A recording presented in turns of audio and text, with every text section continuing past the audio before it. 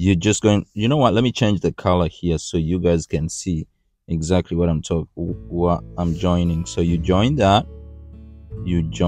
one, and you complete this, and then you draw a heart on top of it that is gonna come and join over here. It's gonna go from the back and it's gonna come and join right here at the front. And now you can draw a nose on. Bear with me, I hope you see where this is going, guys. And here at the stroke of 5 is where we're gonna draw the eye. So I'm gonna draw the eye over there.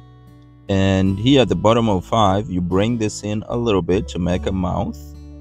And now you can put dots here for the whiskers, and put the whiskers on for the dog character.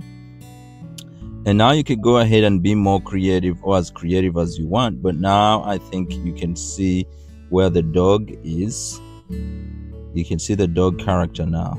You could go ahead and give him a little bit of a body. But this is a dog character that you can create from the number 25. And I could go ahead and actually shade him in a little bit. Let me see. That looks good. So I'm going to go ahead and pick a color, a reddish color, and I'm going to go ahead and shade him in a little bit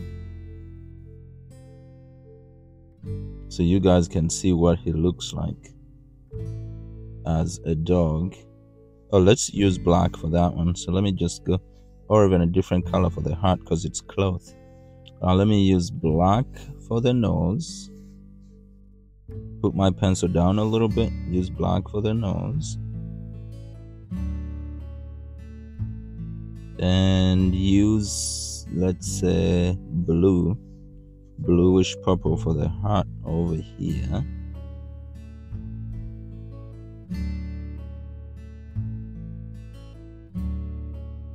There we go. Let me give the clothes red, a little bit of a red color here on the clothes, on his like kind of lower body. And that's it, guys. That's how you draw a dog out of the letter 25.